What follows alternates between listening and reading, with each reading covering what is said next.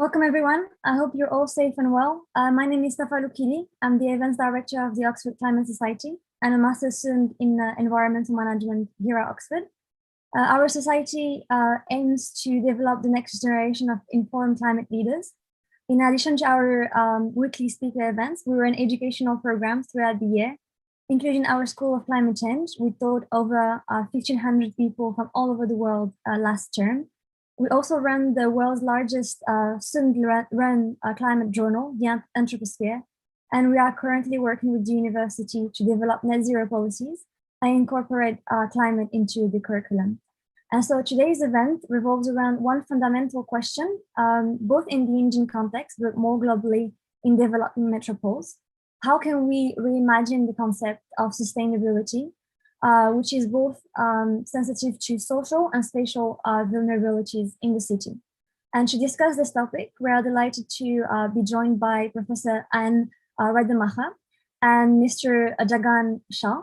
Anne is a professor of environmental studies at New York University. Her research explores the political and cultural dimensions of sustainability in cities, and through ethnographic analysis of urban environmental change, Anne studies the contested social histories and ideologies of social belonging that develop in urban environments. And her books include Building Green, Environmental Architects and the Struggle for Sustainability in Mumbai, published in 2017. Jagan is a senior infrastructure advisor in the Department for International Development of the UK government, where he leads a program to support the PPP sale of the Indian Ministry of Finance. And he is devising a new program for developing inclusive, investable, and resilient cities. And prior to joining the department in 2019, he gathered over 2 decades of experience in bridging across various disciplines related to the design, planning, and policy of the built environment and cities. As today's event is organized in collaboration with the Oxford India Centre for Sustainable Development, we are also delighted to be joined by Dr. Radhika Khosla. She's the research director of the center and associate professor at the Smith School of Enterprise and Environment at the university. I'll give you a short outline of the event. First, I will hand over to Dr. Khosla for a short introduction on the topic to set the theme. We'll then hear from Anne and Jagan on their thoughts on the topic. Then we will move on to a Q&A session, which is open to the audience. And so if you have any questions, please feel free to write them in the YouTube chat box throughout the event, and we will make sure to raise them to the speakers. And so to start, I'll hand over to you, Radhika. Thanks so much, Safa. And thank you all for being here, to the audience and to our wonderful speakers. We're really delighted because we've been looking forward to this event for a while. A lot of the work that we've been trying to do at the center is to understand how we shape these conversations around sustainability and the meaning of sustainability, reframing that, particularly when we look from the view of cities in developing countries. I'll speak for a minute or two about some of the themes that we've been thinking of and then hand it over.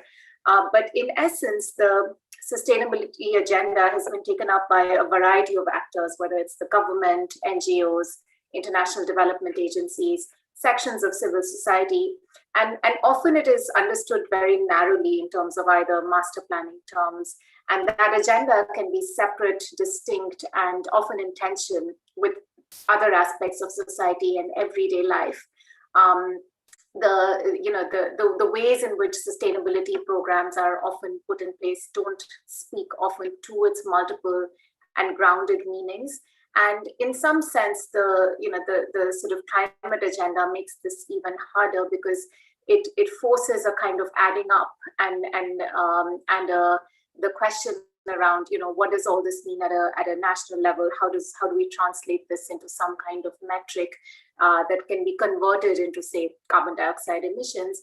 And our new thinking around net zero and the need to be net zero makes that, in some sense, I think it makes it even harder to have these more nuanced conversations around what sustainability actually means in everyday life, and how that links to that broader agenda around being, whether being net zero or meeting climate targets. Now, one aspect of that is that we do have this dominant strand often of urbanism, in urban environmentalism, which involves city elites taking up urban space and trying to make it aesthetically appealing, but then sort of leading to slum evictions and loss of livelihoods.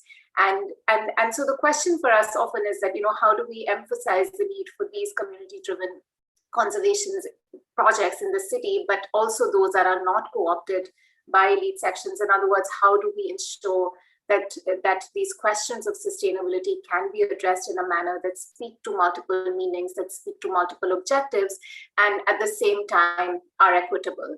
And I think like our speakers today are really well placed to be able to shed light on some of those questions. We've been trying to have a series of conversations around this topic. We've had Harini Nagendra from Azim Premji University, Gautam Ban from the Indian Institute of Human Settlements, and then Solomon Banerjee from IIT Madras talk about these topics recently. So I think this is a great sort of next step in the discussion in some sense, with both Anne and Jagan here to speak to some of those questions. So I think what I will do is stop here and hand it over to you, maybe hand it back to Safa actually to call upon our first speaker, and then let's come back to this in the discussion. Yes, thank you so much for the introduction and for highlighting the kind of themes and issues of first equity, but also the issue of how do we make local change contextualized, but also legible to the state. Interesting. So we'll start with Anne and her presentation on that, and then we'll move to Jagan. Thank you so much. Great, thank you very much, Safa, and thank you, Radhika. I'll share my screen.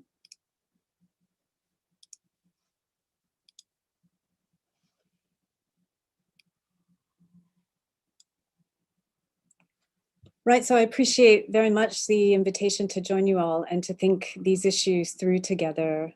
And I imagine that many of you, just like me, over the past few weeks, have been at least partially, if not totally, immersed, at least attention-wise, even if from afar, in the Indian urban present. The narratives that are swirling around the world, and those conveyed by our families and our friends and our social worlds across South Asia, convey both enormous suffering wrought through the pandemic and astonishment in some ways, in part because, as you all know, on the Western coast, the cyclones, so intense and coming as they have so close to one another, give one a very sharp sense that something profound seems to have changed.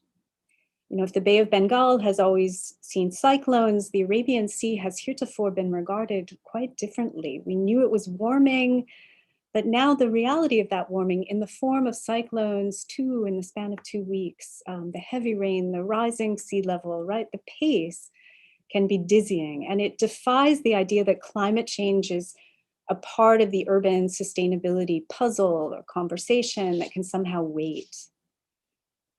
Part of what I hope to offer our conversation today is some ways to think through overt change making, the sorts of things I can read in an urban master plan or in a government policy, in tension with the ways that change actually takes place more covertly in what I write about with my colleagues as co-production. Here we're just trying to capture how social and environmental change are so tightly interconnected. Recognizing this really requires us, I think, to take scientific facts and knowledge seriously while also taking lived ethnographic facts into account. These, after all, produce change together, and perhaps nowhere is this more evident than in cities. Now, I don't want to assume that you all know the work. And so I'll just quickly tell you that the pieces I'm drawing from today include work that I do with ecosystem ecologists Mary Cadnasso and Stuart Pickett here in the US. This is work on what we call co-production. and also worked with Kalya Krishna Shivaramakrishnan at Yale University on the ecologies of urbanism. The Ecologies of Urbanism in India is one book I'll draw from today, as well as another called Places of Nature in Ecologies of Urbanism. The examples, though, that I'll share with you all come from this most recent ethnography that took place in Mumbai, and that's called Building Green. Right, so in Building Green, I looked at the contrast between urban scale visions of the sustainability transition in Mumbai through processes like a large scale public conversation around a new master plan for the city. And then the actual efforts and experiences of those trying to implement a sustainability transition for the city. And in this latter case, I focus specifically on architects. Now, not star-architects, not the elites that are designing the kind of picture buildings, but rather Mumbai-based, largely middle-class practitioners who were trying to convert their conventional practice into more ecological or environmental architecture. Interesting to me here was the tension that they experienced between their own pragmatic professionalism and their self-identification with environmental activism. Though the architects often described themselves as activists, they were also very much professionals. And once they trained as environmental architects, they had to return to the capitalist political economy within which their lives and their livelihoods, and indeed urban development itself, were embedded. So in short, they were training in something they knew they had very little scope to actually fully practice. I describe how they relied on the idea that transformative change was very much, however, coming, and that they were practitioners in waiting. There was a clear sense that the knowledge that they were learning was ahead of its time for Mumbai, but that the environmental situation in Mumbai would eventually force it forward and call it into the mainstream. Now, a social analyst might talk about this as a tension, of course, between resilient social structures and dynamic social agents aspiring to act beyond the confines of the structure as it is.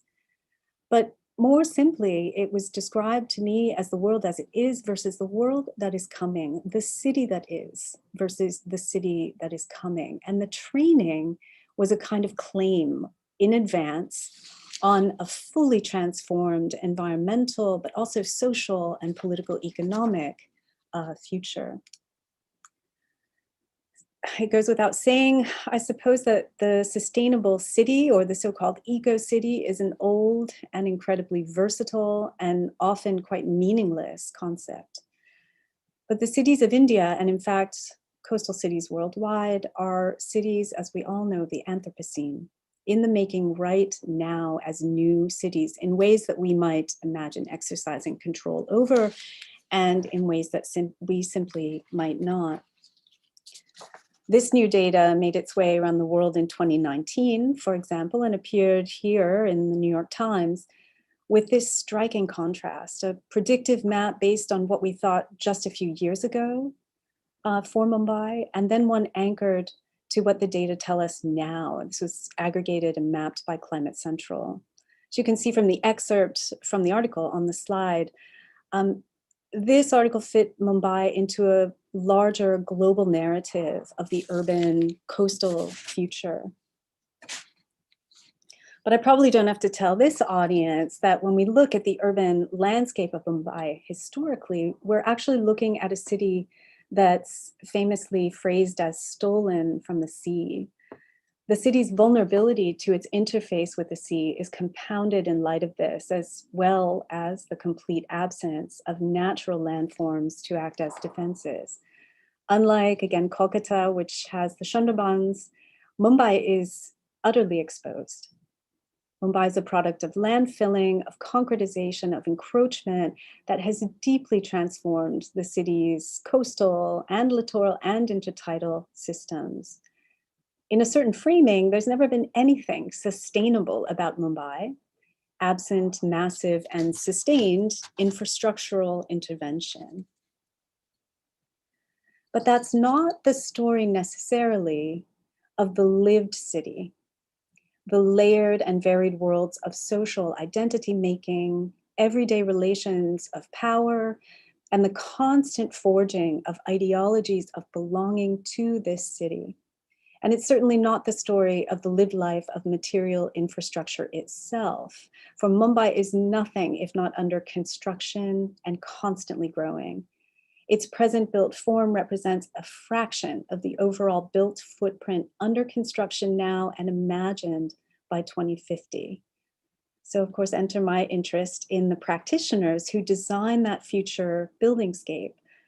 Among them, the architects training in the case of my study at Rachna Sansad Institute for Environmental Architecture. Now the work I'm drawing from here took place between 2013 and 2016. It goes without saying that things have changed rapidly since that point. But part of what I aimed to do in this work was to understand what it meant to transform the conventional practices of the field of architecture into something environmental, something more to the prompt of today's discussion, that is sustainable. I've got time to share just a few snapshots from that ethnographic experience. So I figured it might help just to start at the beginning, at the very welcome orientation that greeted incoming students during the year that I followed through the training cycle.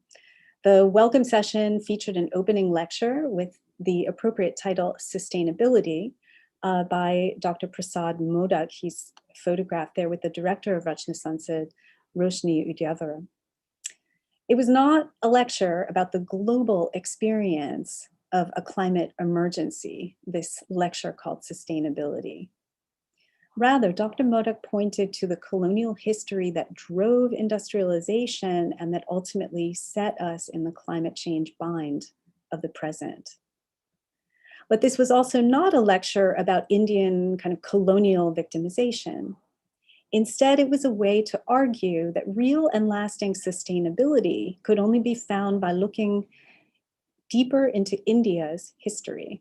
This began an environmental architecture curriculum that was very much more than technical training in energy efficiency or wise materials choices or building siting and the like. Acquiring an understanding of sustainable architecture in India also involved a systematic kind of excavation of history, a reimagination of that history, and an invention of contemporary knowledge and practices that were somehow in conversation with something understood to be long past, and then kind of generically labeled as Indian. And this idea of Indian sustainability and Indian tradition in architecture almost became a shorthand to foil anything that referenced back to the colonial period. So this logic followed us through the classrooms, both inside and outdoors, both in the city of Mumbai and then in other locations, oftentimes out in what was called nature on field trips, that traced narratives of a long and a deep connection between ways of thinking and relating to the environment through the built form that long predated or persisted through the colonial encounter.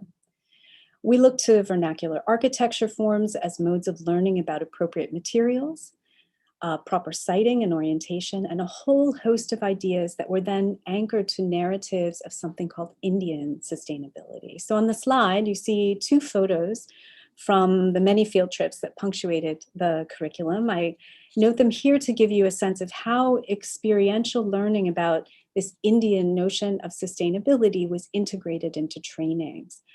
One photo shows a site called Govardhan Eco Village. Now this is an undertaking that's associated with ISKCON and which promotes cow protection and what they call Vedic eco living. We also visited Auroville, the well-known intentional community associated with the Sri Aurobindo ashram in Pondicherry.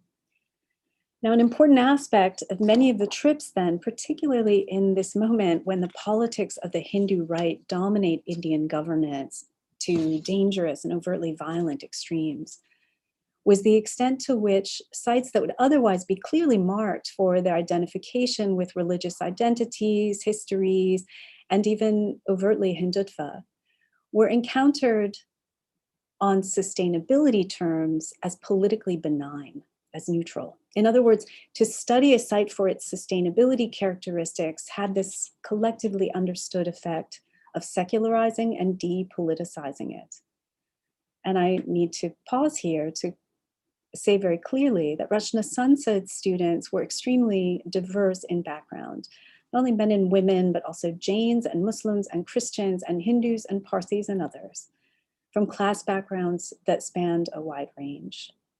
While the students were openly affirmative of difference among them, we were also in contemporary Maharashtra, we were living in Modi's India, and there were subtle ways in which important differences were reinforced and in which certain claims to history were privileged while others were erased in the telling of sustainability.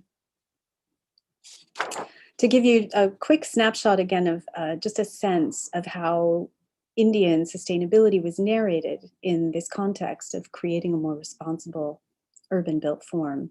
Here's a quotation from a lecture on solar energy systems at Oroville, and you can read it on the screen as well. That which is working against sustainable design is the consciousness of designers.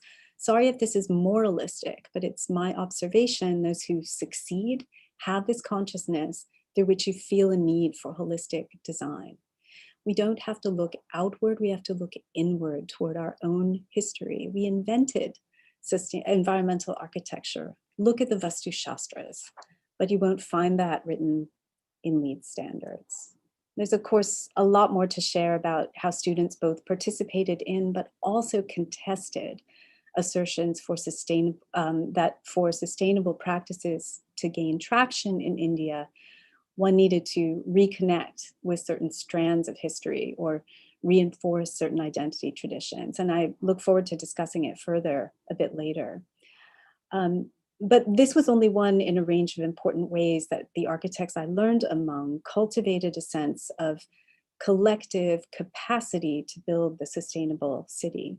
Another very important way was by developing a shared expectation that the political economy that shaped their literal everyday professional life was on a rather immediate collision course with transformative change.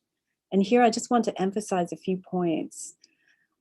First, and I think most importantly, these architects did not expect to catalyze political economic changes that were necessary to make it possible for them to practice. Instead, they talked about themselves as suspended in a position of waiting, but very confident that their time was imminent, it was coming. They also narrated a murky kind of present political economy, riddled with informality, with bribery, political favors, the whole bundle of practices that we often very clumsily just shorthand as corruption. But they described their own relationship to this corruption through fervent attempts to avoid that world at all costs and distance themselves from the kinds of positions in which architects might be subject to their forces. So environmental architecture here became a kind of shared moral commitment, a moral logic, a responsibility, which also severely limited the degree of power that they might acquire in the Mumbai of the present. Okay, finally, mindful of time, most commonly, students who had tried and almost always narrated some kind of failure to enact even small interventions toward green design in their after-training practice, emphasized formidable and omnipresent kinds of obstacles. In this sense, a much larger set of forces would need to converge to produce this new political economic reality that would free them to enact the practices they valued. In one graduating student's case, he shared an elaborate logic of a global transformation, political, economic, and environmental, that was inevitable, that started with the Arab Spring and Occupy Wall Street and Occupy Central. And he said there was no question that capitalism was going to meet its demise very soon, and certainly in our lifetime. Now, not everyone was predicting total revolution in a more conventional sense, but confidence in this lasting and significant change really characterized the majority of conversations that I had with these architects. Some, like one student who repeated that Mumbai is going to implode, thought things would worsen considerably before political economic change was possible. But when it came, these were the architects who would possess the key skills for building the new and the possible city. I'll leave you with this just summary slide of a couple of points. I think that in talking through selective modes of history, I just want to foreground this question of how and when sustainability and eco practices reinforce, even covertly, social exclusions or even erect new ones in the name of the mission, right? And secondly, the future of coastal cities is so clearly one of cities on the move.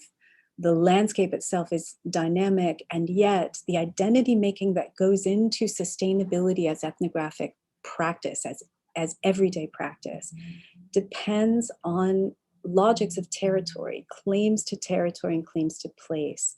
And so the idea of a city landscape as shrinking, for example, was absolutely absent from the conversations that I had with these architects.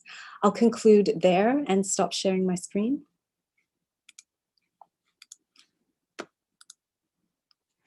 And thank you. Thank you so much, Anne. Rajika, you want to make some comments on the... Yeah, thank you. Thanks, Anne. That was great. So much to talk about. I'm going to just make this one thing that was sort of really going around in my head as you were talking, and you laid out so nicely the roots of this idea of what we think of as the training in Indian sustainability or Indian sustainability. And the rich and long expertise in vernacular architecture, which very much is real and in some sense more important than ever in our built environment. But I was wondering how that training in Indian sustainability comes to clash with ideas of modernity in terms of having our big skyscrapers fully glassed, sort of producing that kind of city, and with those ideas of modernity that are also Indian, right? And what does that tension and that clash do to our realization of sustainability? And maybe I don't know, Safa, would you like Anne to answer now, or would you like to come back to it? I mean, if it's a brief answer, we can have it now, or we can move to Jagan's speech, as you'd like, Anne. I'm really happy to share in Jagan's contribution to the conversation too, and pick that up. It's a very, very important question. Fantastic. Let's do that then. Please, Jagan, to share your screen and the slides. Thank you. Just give me a second.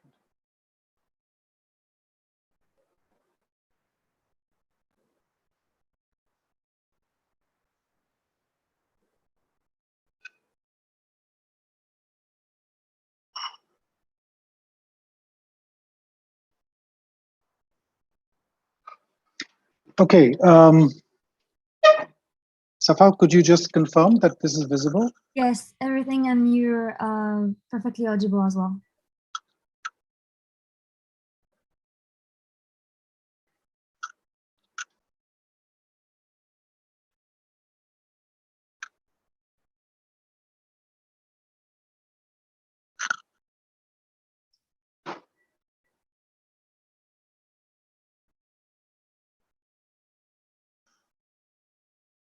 You have now stopped sharing your slides.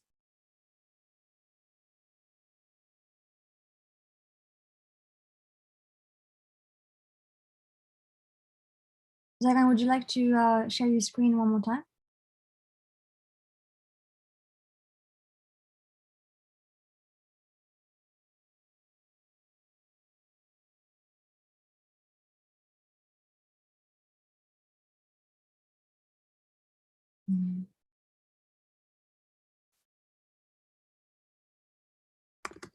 I think I was having a bandwidth issue here. Just give me a second.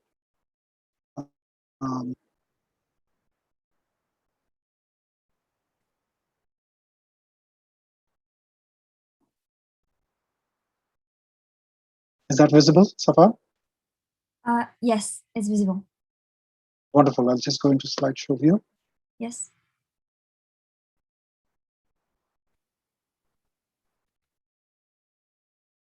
Okay. Thank you very much for inviting me to this session. I must say this is joyful. I don't get many opportunities to actually reflect the way that Anne has done on the practice of sustainability, especially by architects.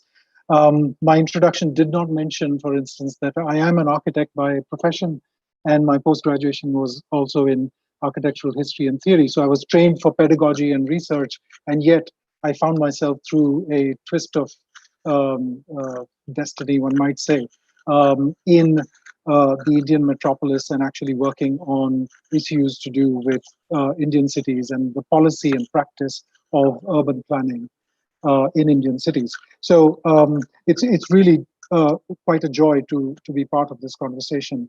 I have a number of slides, and I might just actually breeze through the slides, so do forgive me. But I want you to only really look at images as ways to trigger some thoughts. I won't dwell on them for very long. When was sustainability? It looks to me like the history of Indian cities and the history of Indian architecture has been written and rewritten over the centuries.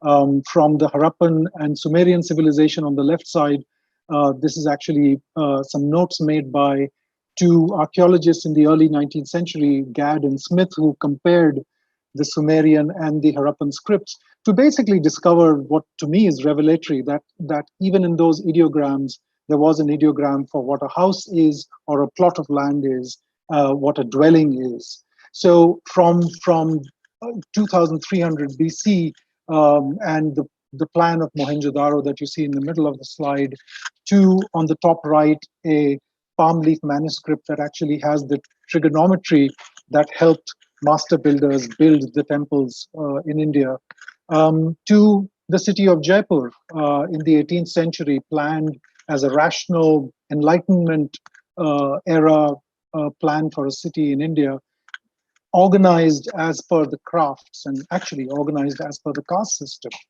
To the bottom right image, which shows the famous road called Chandni Chowk in the walled city of New Delhi, which, and this is a photograph from 1910, which shows the order that was possible to create in Indian cities. And yet today it is quite a mess, and the government is, through policy, actually looking to redevelop it, so to speak.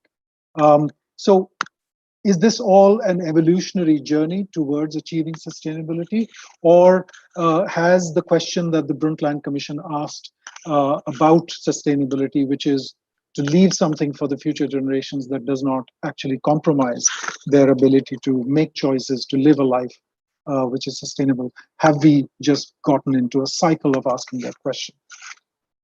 What is the state of play with Indian cities? On the left side, 4 images that show what can be politely described as a chaotic situation where there is lack of housing, lack of basic services such as water supply, sanitation, a decrepitude that you see in so much of the built heritage of our cities. And on the top left, the unplanned, haphazard way in which infrastructure and built habitat actually keep colliding with each other in Indian cities. And on the right side, divided by this red line in the middle, is the kind of practice that Anne was engaging with, the aspirational future city of the sort of the aspirations of Indian middle class, especially, but beginning to determine really the aspirations of the country itself about what kind of cities and what kind of urban areas we want. However, if you look at the achievement of Sustainable Development Goals from the SDG report of 2019, the actual achievement of progress on many of the goals is somewhat patchy. And if you look at the granularity of the sub-indicators within the SDGs, you find an equally patchy record, but also a record where, for instance, under SDG 13 and SDG 12, you will find that official data provided to the UN that has created the dashboard might perhaps be a little tendentious, tending to paint a picture which, when you live in the city in India, you don't quite experience it quite that way. A lot of this is possibly because political priorities tend to trump sustainability. If you look at the Economic Survey of India, which is a significant document that decides on how money should be allocated, the document in 2018-19 began to define some of the reigning themes of governance in the country at the moment: behavior change, looking at formalization of the informal sector in terms of economic activities, data of the people, by the people, for the people. Clearly, that's something that has been brought to question both in the COVID pandemic, but also in the broader conversation about data privacy. And one particular aspect which is directly linked to sustainability conversations is the one on energy, looking at energy as being an area where, through achieving energy security, we can also fuel a certain kind of economic development of e-vehicles and such likes. A lot of this has ultimately gotten translated into an infrastructure vision for India. This vision actually looks at providing what is described as ease of living, having basic services in place, and making sure that there is a sense of good health and well-being. These aspirations are really wonderful when they are expressed on paper. However, as we look at them converted into reality, you see ultimately that it is all about capital expenditure on infrastructure. So those longest bars that you see at the bottom, one is for roads, one is for urban and housing infrastructure, then railways and so on. It seems to be a lot of what would be termed as supply side solution, rather than looking at demand and rather than looking at outcomes. The outcomes as such, as described by the World Bank in 2015, are rather messy. And there's a lot of the hidden urbanization which needs to be looked at when we think about sustainability in urban India. That hidden urbanization is partly about simply just the numbers, what they reveal.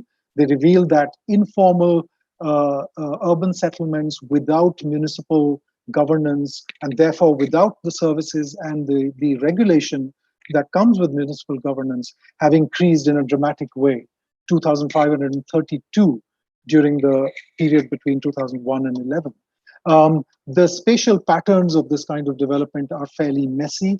What you see at the bottom left is a kind of zoom in into Nightlight's data that shows the spawning development of urban areas in India, and captured in an evocative way, again by the Economic Survey in 2016-17, asking the question, how urban is India? It's interesting that this question hangs fire. It is still to be recognized in official documents that actually India is a lot more urban than the official figure of 31%. Other kinds of distortions. On the left side, we tried to map district-wise data on population growth versus the growth of actual built-up space. And those dark purple districts that you see are where the built-up space is exceeding the demand, so to speak, from population. So it kind of points towards speculative development. On the right side map, you see unequal development in the sense that most of the internal migration, most of the jobs are still concentrating in a very small number of very large metropolitan areas. And then the other reality is the besieged municipality. That cartoon on the bottom left actually shows a municipal administrator who has to deal with multiple demands on his or her time, and clearly doesn't have the capacities. And this continues to be a structural problem in cities in India, the lack of capacity to deal with the complex system of systems that constitutes the city.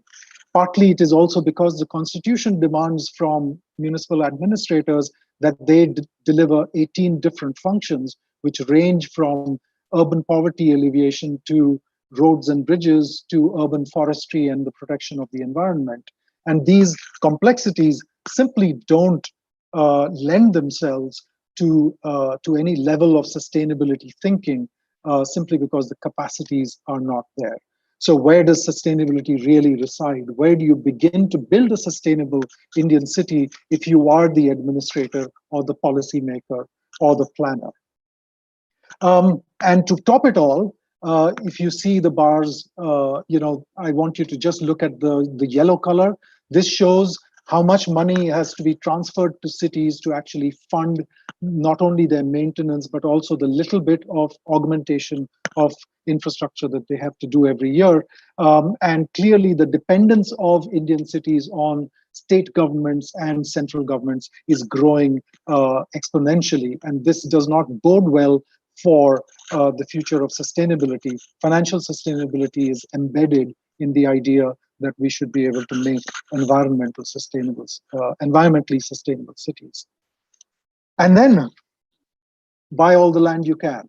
I suppose this rings a bell for those who have studied Adam Smith. But this is something which I can almost gag on the number of times I hear administrators say, well, it's all about land and we need to help everybody acquire a piece of land for themselves. What that has created in terms of actual planning, and Radhika mentioned this in her introductory remarks, is the fetish, what I call the fetish of the master plan.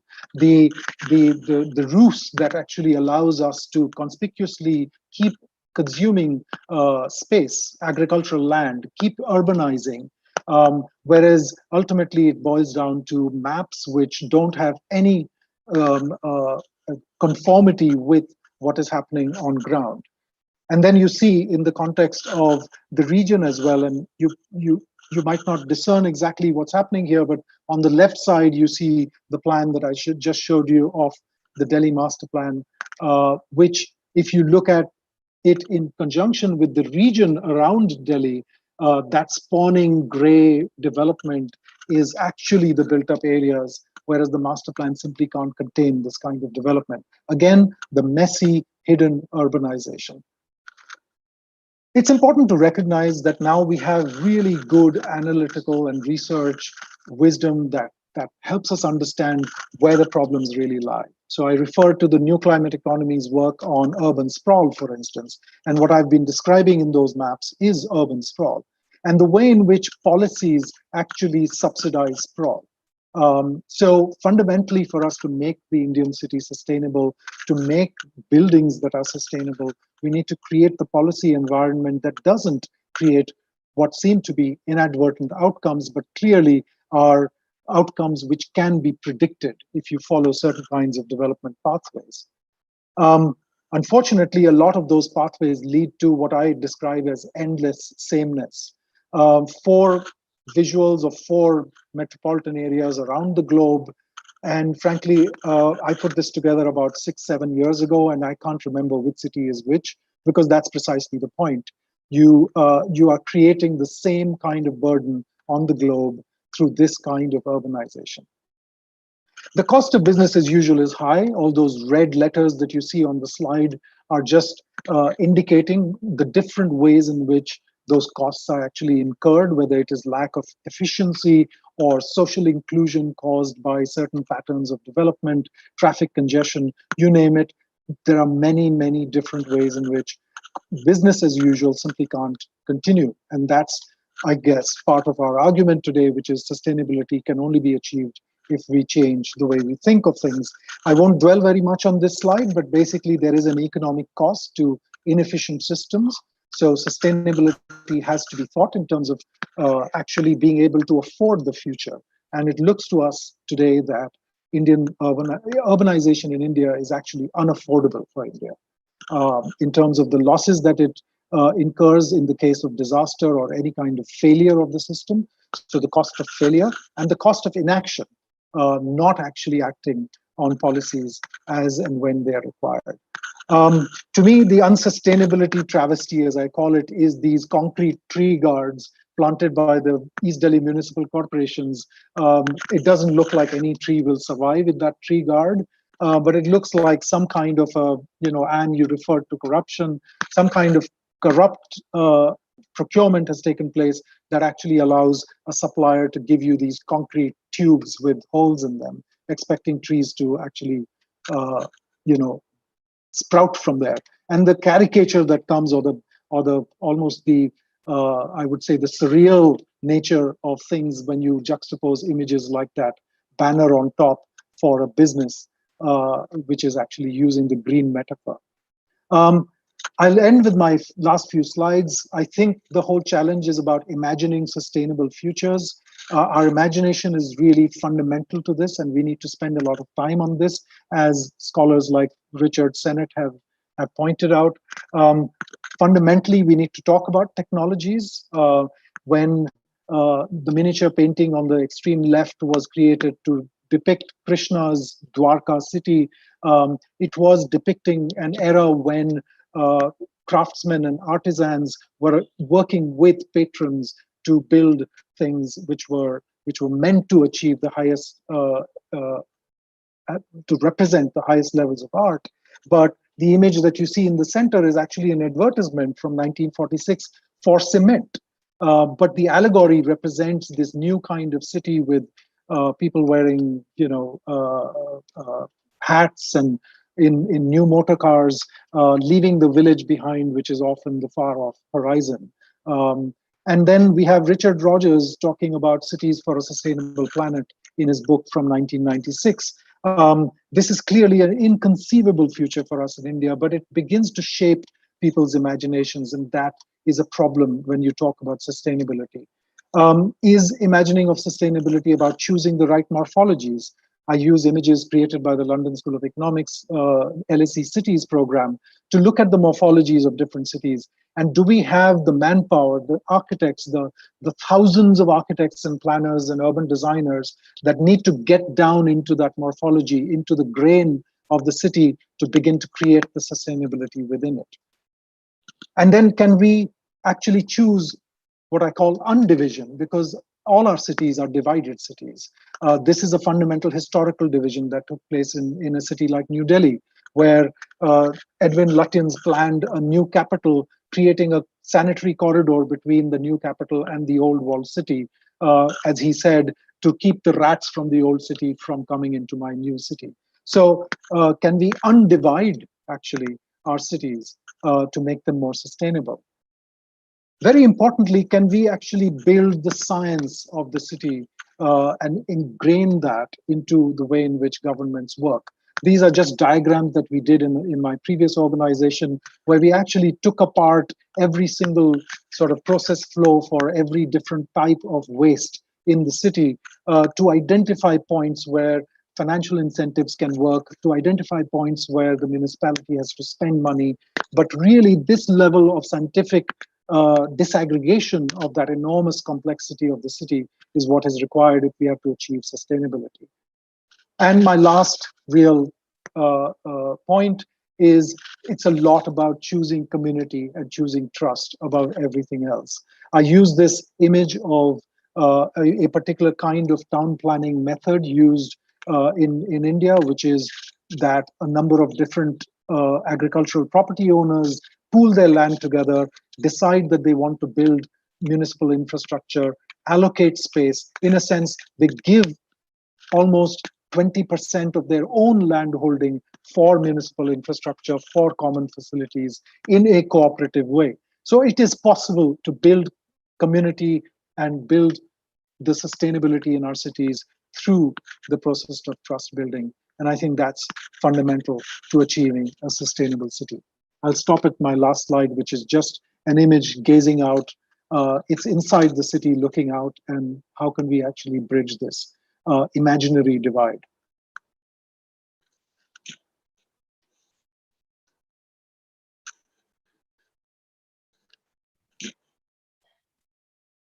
Thank you so much, Jagan. That was really interesting. I think now I'll just would like to go back to, of course, Rajika's comments about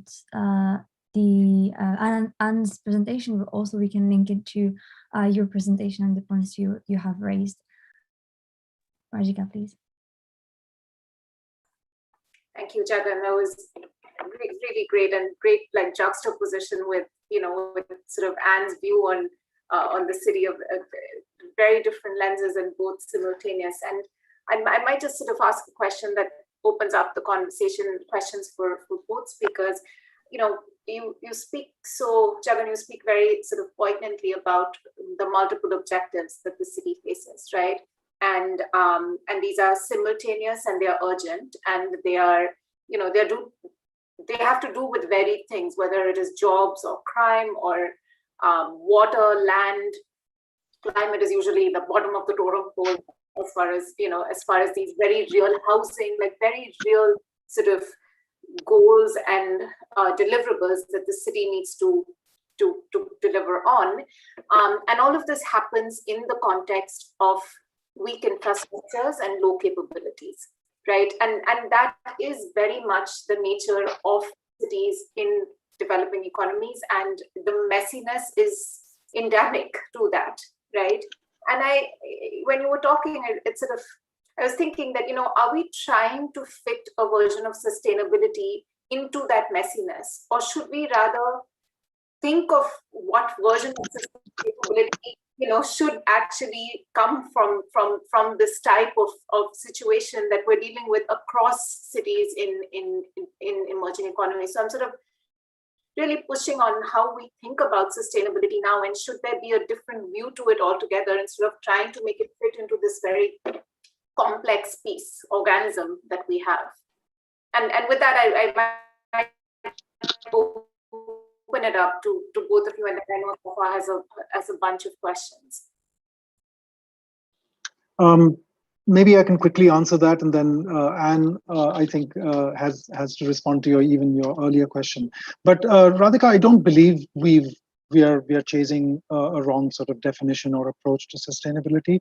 I think if you look at it in the present moment, which is a unique opportunity where public health has shown itself to be one of the externalities of our style of developing cities. It's a unique moment. We need to grab that to actually draw the links between healthy cities, productive cities, cities that help people realize their self-fulfillment, and how that's linked to decarbonization. We need to build those narratives. Those narratives haven't been built yet. So I don't think we need to abandon that notion of sustainability. To me, fundamentally, the Brundtland Commission's definition is a very strong one. And I think Indian public understands that.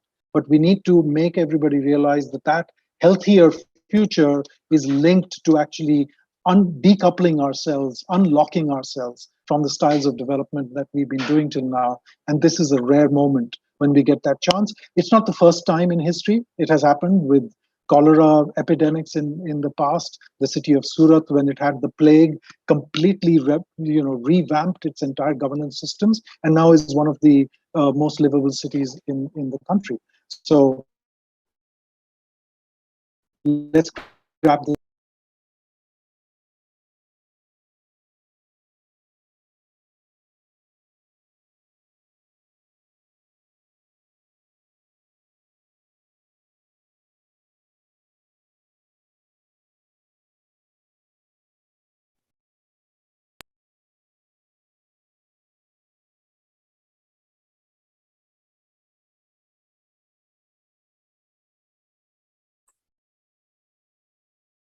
My apologies, my screen just froze for a second. I think we lost the last bit of what Jagan was saying. At least I couldn't hear it. Oh, I'm so sorry. I think the last bit was basically to say that this is just a moment that we should grab when the public health implications of poor governance systems or poor styles of planning have become so apparent and actually have sort of come home to everybody.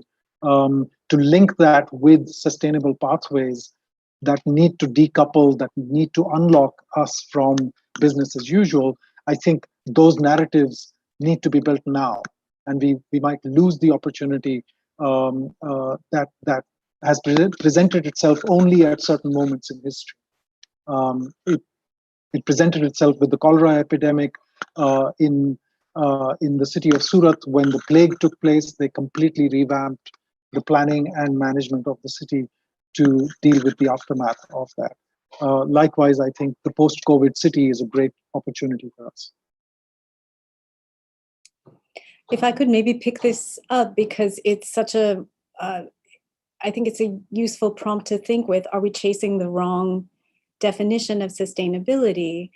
And I so appreciated, Jagan, your contribution in the sense that the master plan, we know full well, is this process in which every time it comes round, it galvanizes interest across, large portions of at least empowered sectors, to participate.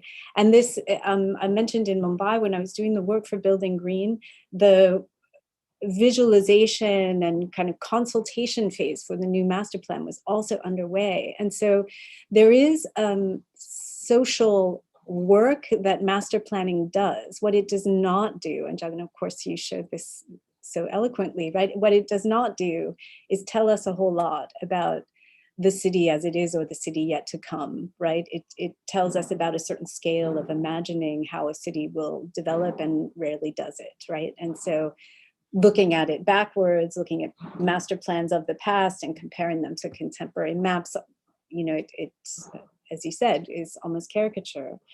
But for me, part of what that reminds us is that the right definition of sustainability and the narratives that will be meaningful to people in situ, that is like, Mumbaikers in Mumbai and those in Delhi and those reimagining the city at this time, it will be a conversation between people living on the ground, as it were, and those in the position of planners, policymakers, builders, developers, those with the institutionally endowed kind of, power to make that change. And that, I think, is where the wrestling takes us away from a conversation that is exclusively about sustainability. And again, Jagan, as you rightly pointed out, is also a question of political economy. It's a question of what,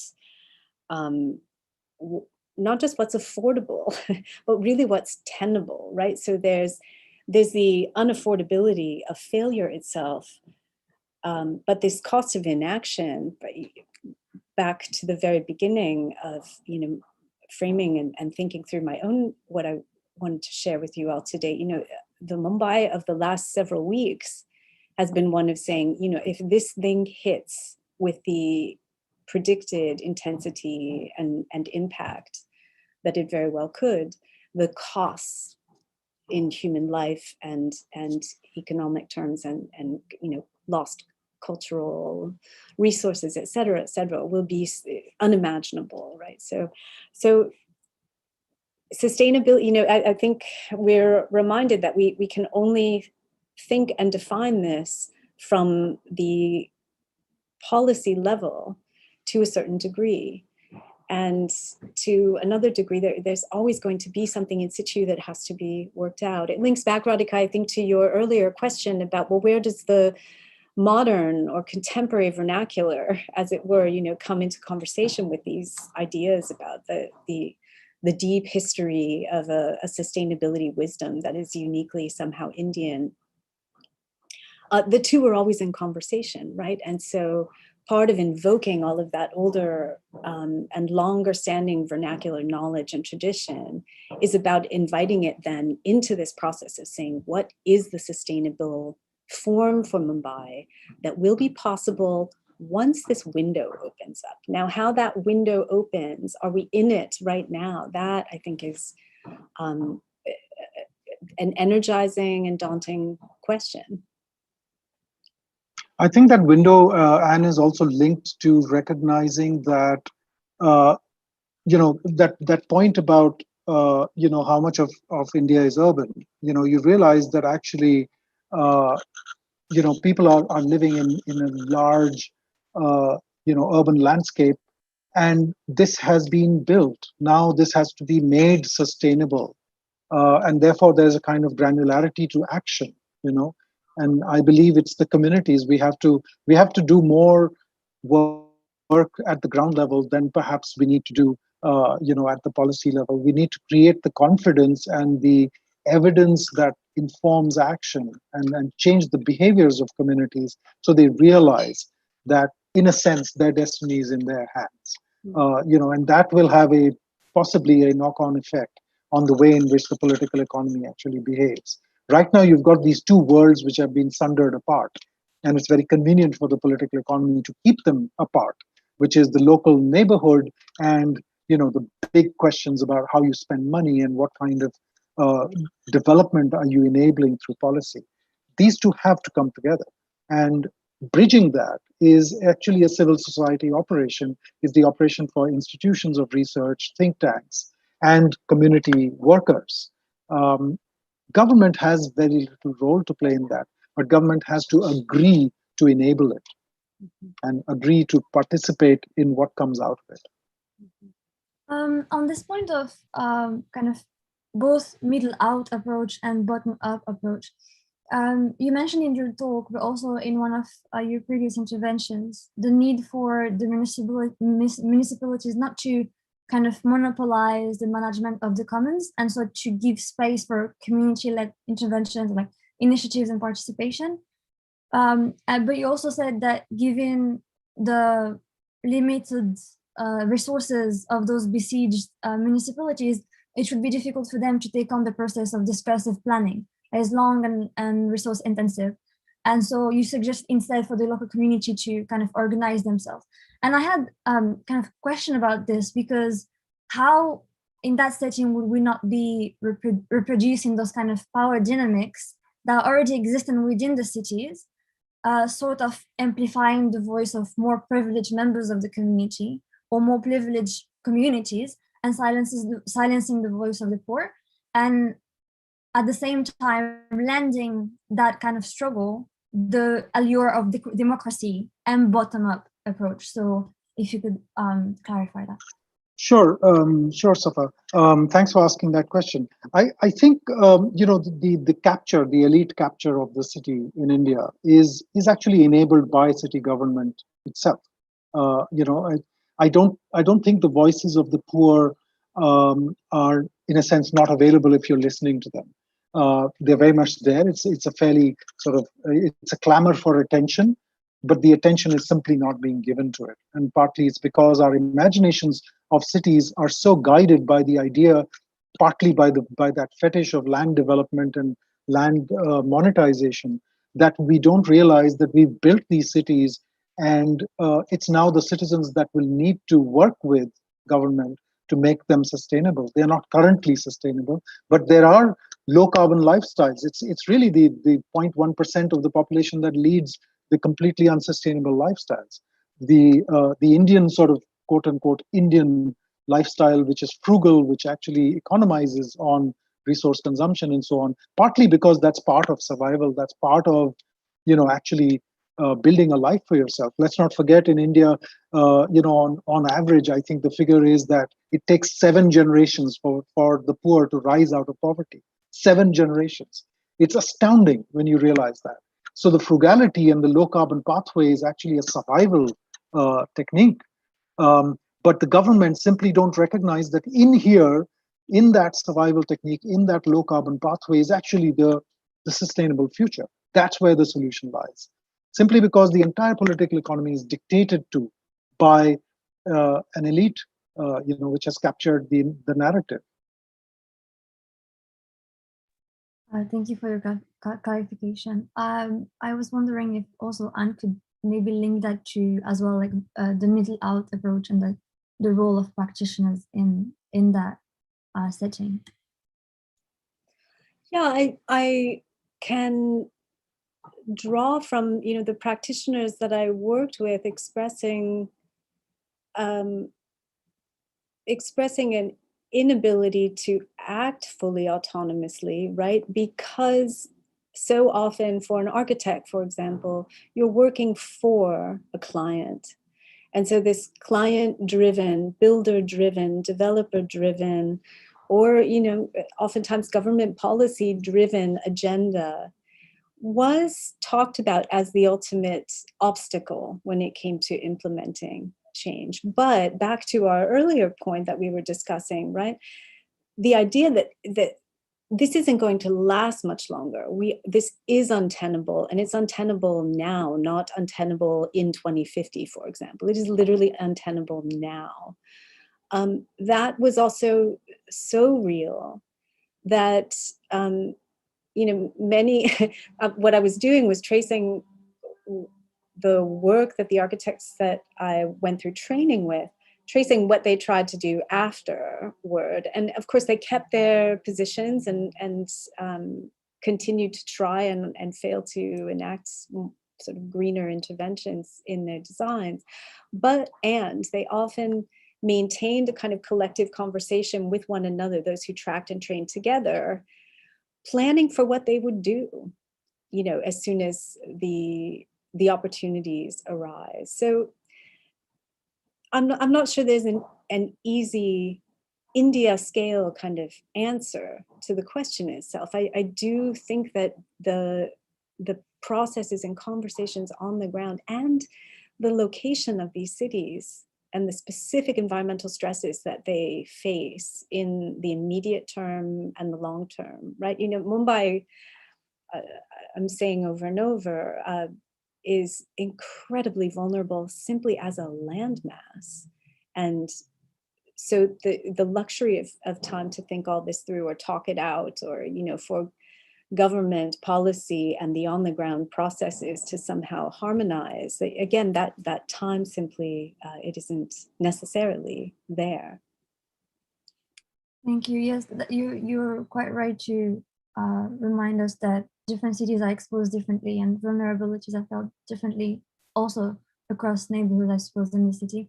I am related to this issue of climate adaptation and vulnerability. You mentioned in your talk that climate resilience was not very much kind of integrated into urban plans.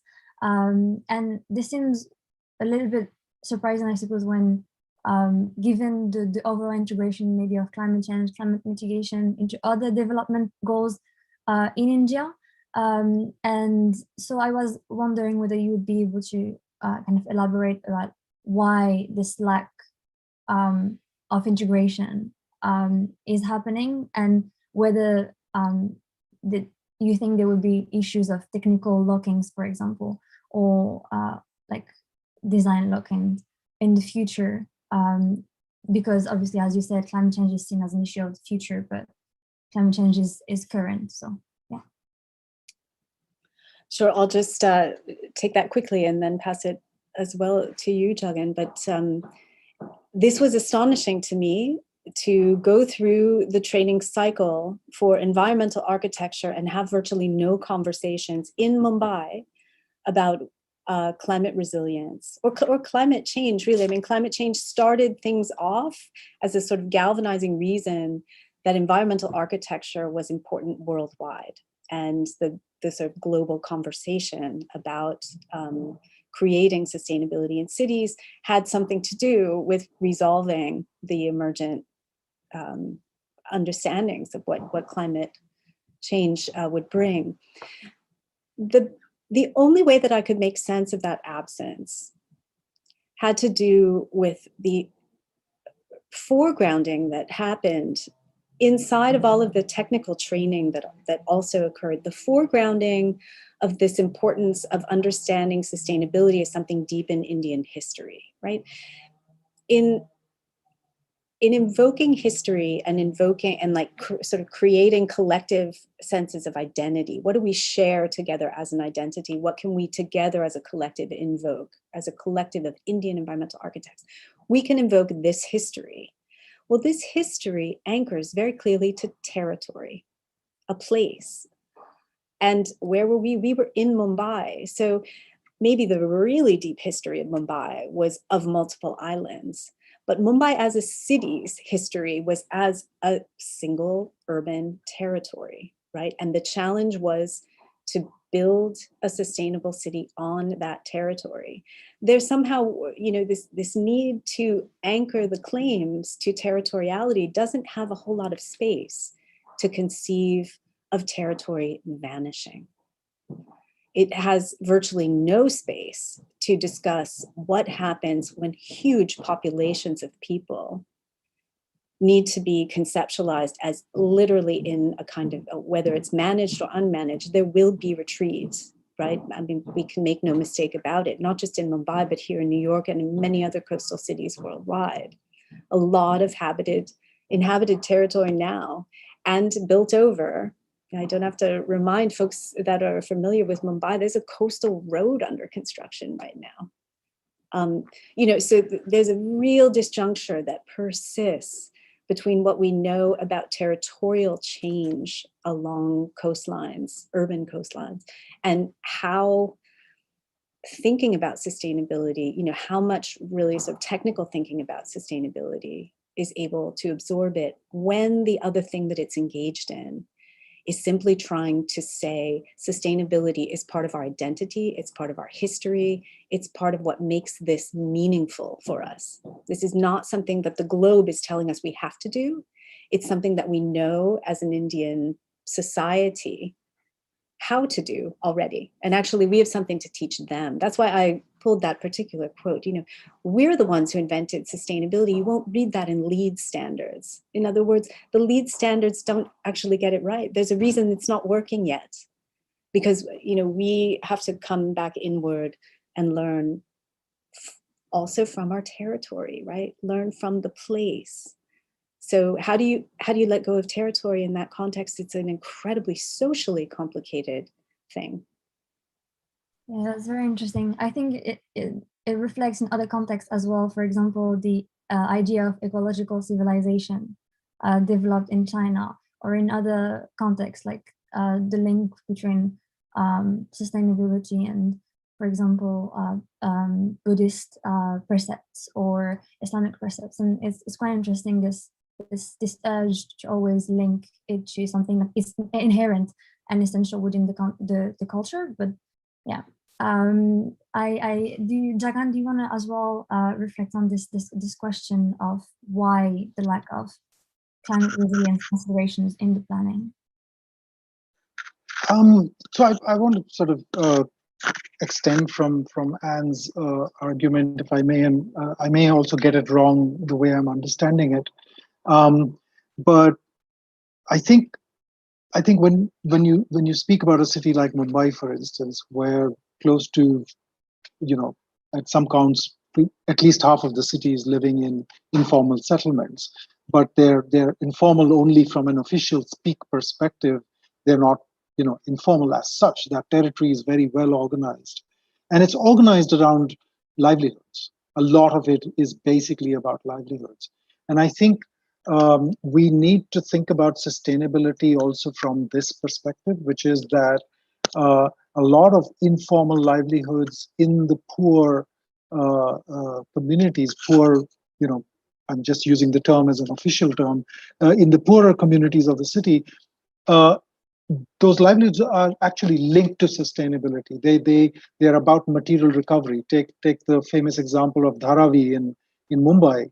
I think it's a very interesting narrative, in my understanding, that Dharavi was affected a lot very early on by the pandemic, but it bounced back really quickly, because the levels of community organization, the availability of informal networks that were able to help each other, actually helped that extremely dense settlement to bounce out of a pandemic that seemed at some point to threaten that the entire settlement would be affected, and would be just completely destroyed.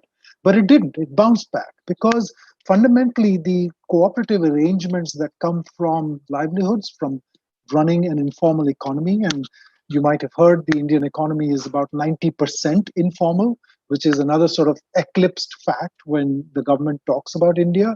It simply doesn't recognize the 90%, but that 90% is the 90% of urbanization, is the 90% of our population, is a lot of it is struggling to come out of poverty, but is fundamentally leading a sustainable, resource efficient lifestyle.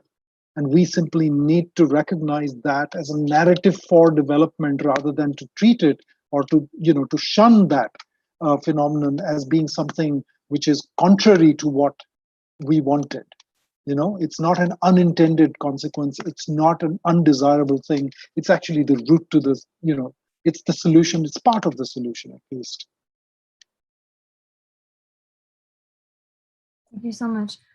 Just, I think my last question before I move to the audience questions. I had a question regarding migration and circular migration. So according to a 2017 report published by the Ministry of Housing and Urban Poverty, there is about 100 million interstate migrants in India. And these migrants often adopt circular, seasonal, or temporary mobility patterns. And this can also kind of create challenges for urban planners in the long term. How do we integrate circular migrants and provide, you know, both, I suppose, appropriate housing for these migrants, and also integrate them in other public services, because there's an issue of where are they eligible for public services in the country and in what states. So maybe if you want to talk on this. Safa, do you want me to respond, or was that to Anne? So Yes. a quick response from me, and then I think Anne would also respond to it. Well, you know, in terms of problems to the urban planner, it's possibly because we are slaves to standards that have been created, you know, on the basis of perhaps, you know, in India, town planning standards are actually derived from the English town planning tradition. You know what I'm saying? So, you know, somewhere we need to understand that human behavior doesn't follow town planning regulations. And if it's a problem for planners, it's a problem simply because they're creating these large redevelopment schemes that have to replace what exists, rather than to understand that the informal settlements themselves, or even formalized settlements, but much more dense in terms of the number of people who occupy them, are actually able to accommodate fluctuations in population. Because this migration and reverse migration, a lot of that seasonal migration is partly it's you know, it's negotiated on the basis of gender. You know, men might go back in the harvesting season and come back. The women of the household continue to their livelihoods because you need to maintain continuity. There is a complexity to this, which I think is not studied enough. And clearly, you know, we need to kind of we sort of need to understand it more. We need to unbundle it, you know, to understand it better, and not sort of try and fit it through the sort of extruding process that a lot of town planning tends to be. You know, the very mechanical application of town planning standards. Yeah, I'll just pause there. Thanks. Thank you. And would you like to add to this? Sure, thanks. This is absolutely an arena in which planners and architects always benefit from recognizing that prior patterns of migration, be they circular or, you know, migration, various migration responses to geopolitical instability or to environmental conditions, these are also incredibly dynamic right now, right? And a lot of them are very much in response to dramatically changing patterns, monsoon rainfall changing patterns, agricultural condition changing patterns. And so, you know, part of the challenge, I think, Safa, your question just underscores this challenge. Part of the challenge is for urban professionals, I think, at all levels, to somehow be able to integrate into their approach to sustainability the capacity for a city itself to be dynamic, to be as dynamic as we know a lot of the human shelter need patterns are likely to be from, you know, henceforth, not from 2050 onward, but literally, you know, they already are. And Jagan, you know, the moment when you reminded us, we are talking in very large part about hidden urbanization here. Every time we think through a formal story of what urban India is and what constitutes it, we're already wrong, right? We're already missing in many cities the vast majority of the population. And I'll just tag onto that. that again, in architectural training and environmental architecture in Mumbai, in the field experience that I did for Building Green, there was virtually no engagement with the vast majority of the city because there was no discussion of this informal city. The informal city was, when regarded at all, was regarded as a domain quite separate because it's in the process of being made formal, right? Through SRI housing, through other kinds of programs, to rehouse those settled horizontally in slums, and get them into these vertical developments that Jagan, your point just underscores. It divorces them entirely from the livelihood patterns that are part and parcel to large-scale slums like Dharavi, or the more temporary ones that might be associated with shelter making in the context of circular migration. Again, I just want, sorry, Anne. No, I just wanted to stress one very simple basic point, which we must recognize, that there are town planning standards for building new areas, to build new settlements. There are no standards for adaptation. And what we need in Indian cities is adaptation. And there are no standards for it. And the scale at which adaptation needs to take place requires that I'm sorry to use a military analogy, but that army of architects and planners and urban designers and environmental scientists to get into that city. Now, how do you harness and make that level of resource, human resource, available to the city is quite another question. A lot of it might be aided by advanced technologies like imaging science and geospatial intelligence, even digital twins. I mean, I actually champion the idea of having a digital twin of your city, so you can get a grip on, the scale of the adaptation that needs to take place in the city. There are no standards for adaptation, so we need to kind of rework the way we think about at least the Indian cities. It's really interesting how informal settlements are seen as anomalies that have to be wiped out and rebuilt to fit some kind of standard of modernity, I suppose. So moving on to the questions from the audience, we have a question on the Smart Cities program. So in the era of India's Smart Cities program, how can we shift the dominant urban narrative towards an equitable city that provides space for the impoverished and those who live in slums, rather than hiding or pushing them away? So that very much relates to what we were talking about. Yeah, so I think a very quick answer to that. I think fundamentally smart cities in their sort of philosophical basis and globally really are cities that enable participation, that enable adaptation, that enable better resource use. They do so by using information and communication technology and data sciences, and a process of running a sort of a system which is far more inclusive and participatory. So, fundamentally, I think the Smart Cities mission in India was also written in that form. I was one of the authors of the policy. It has played itself out in 100 different cities in 100 different ways, with different levels of success and failure. But it's been disruptive of the idea that development has to be top down and development has to be in silos. So for the first time, the government of India introduced a policy that required city authorities and communities to think across that spectrum. If you recall my slide of 18 different functions, to think environment, think space, and think technology, and the use of space, all in one go, in an integrated way. So for us, the key word was integrated.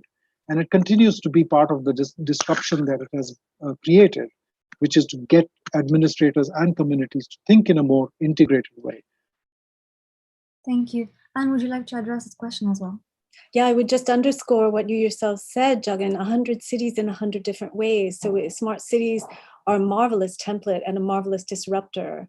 What they are not is necessarily predictive of what they will look like in situ again, right? And so that's where I think the more that we can be attuned simultaneously to the policy template, if you will, and the social realities on the ground, the real modes of exclusion and inclusion that predate and might be quite solid, right, on the ground that template is meeting, the better equipped I think we are to then be able, again, to aggregate smart cities at the level, back to this global scale and say, well, or this regional scale and say, what effect are they having?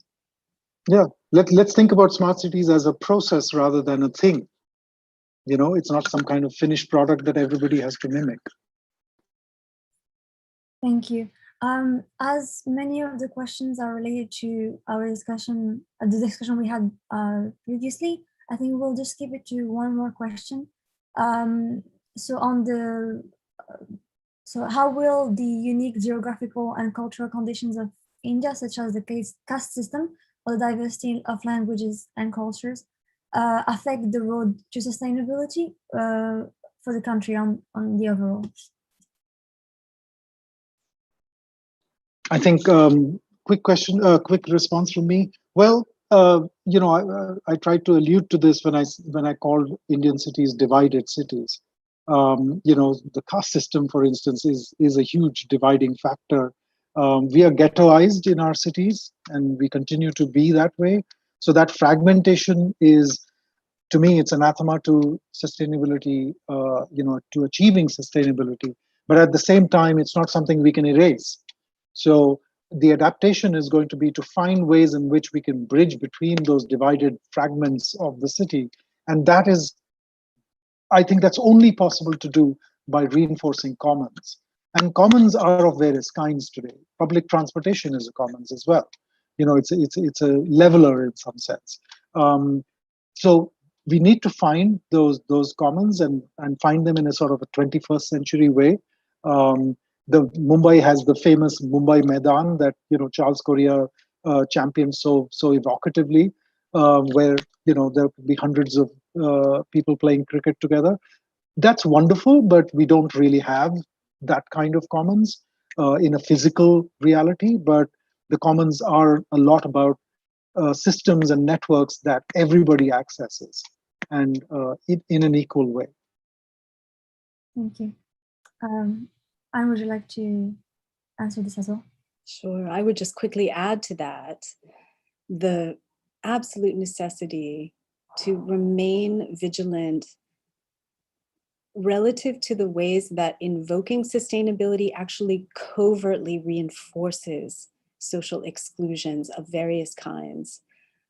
Caste-based, identity-based, gender-based, you name it, they can be in there if we are not ever vigilant. And if there is a kind of core aspiration to sustainability that I think is quite resonant, it's one that notices that there are many things about different groups that are not held in common, but what is held in common is a common stake in being able to reproduce a future, right, for ourselves and for those around us. So, the good old Brundtland Commission idea that our common future is what makes sustainability the imperative has got to be the thing that also helps to keep us from assuming that because something is called sustainable, it doesn't actually reinforce difference. With that is constant work and constant attention and constant process. Thank you so much. So on these words, I think we'll end the event, and I'll just kind of flag out next week's event. We have an event every week, so then nothing surprising there. But next week's event is going to be on Wednesday at 7 p.m. So Wednesday, 9th of June. It's going to be on religious ethics and environmental protection. We'll be joined by Reverend Fletcher Harper of the Green Faith, Dr. Mary Evelyn Tucker from Yale University, and Professor Anne Gade from the University of Wisconsin. And they will be telling us about different perspectives and kind of religious ecologies and the way different religions conceptualize the role and the place of humans in nature, and how we can mobilize these ethics for environmental protection. So we hope to have you join us for that event as well. And for now, we'll stop the live.